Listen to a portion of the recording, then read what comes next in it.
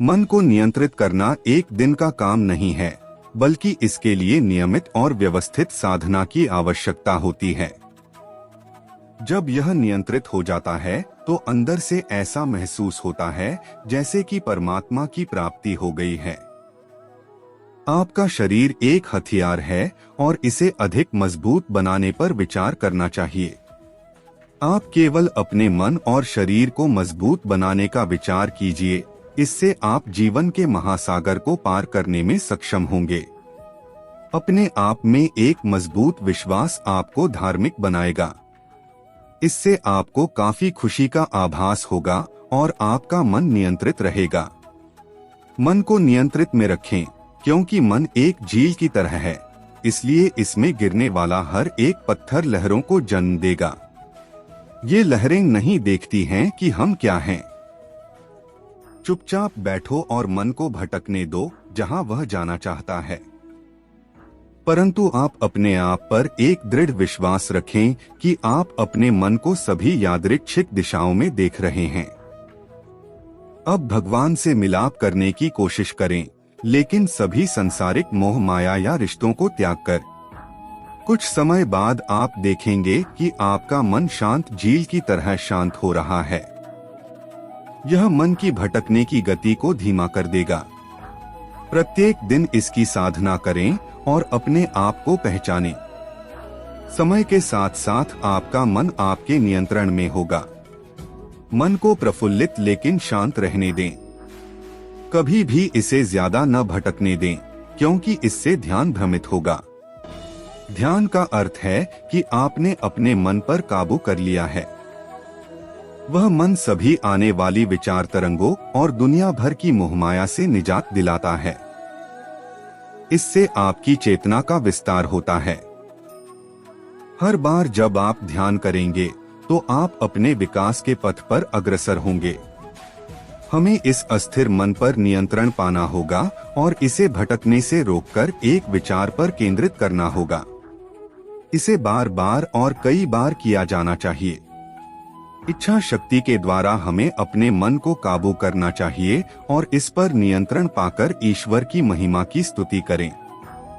इससे मन के निरंतर नियंत्रण का प्रवाह स्थिर हो जाता है, क्योंकि जब आप दिन प्रतिदिन साधना करते हैं तो मन निरंतर एकाग्रता की शक्ति प्राप्त कर लेता है।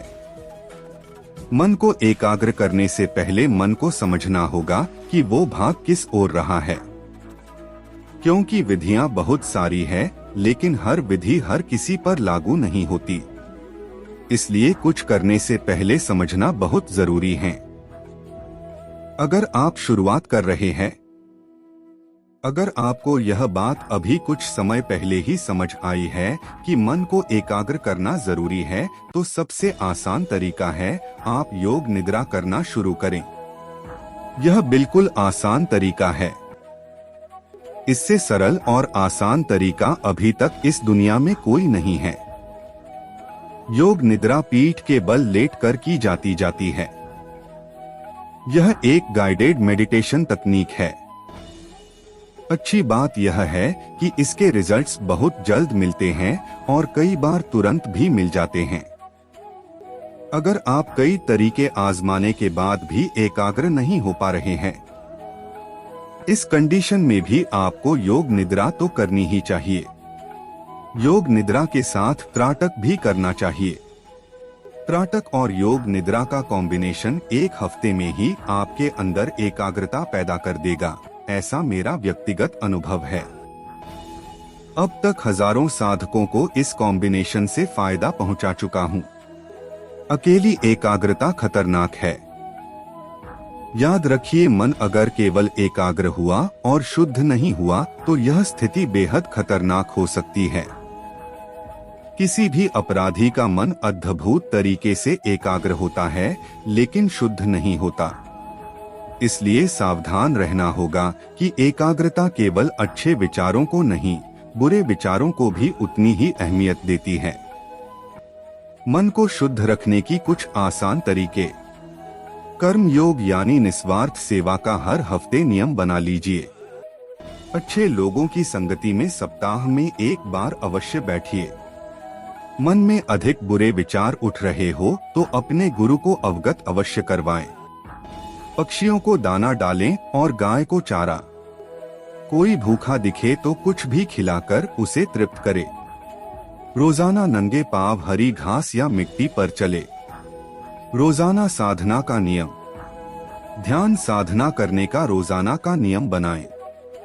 अगर किसी दिन अत्यधिक व्यस्त भी हो तो कुछ समय केवल प्रार्थना के लिए अवश्य निकाले। रोजाना साधना का नियम अद्भुत सफलता दिलवाता है। जीवन में एकाग्रता बेहद जरूरी है।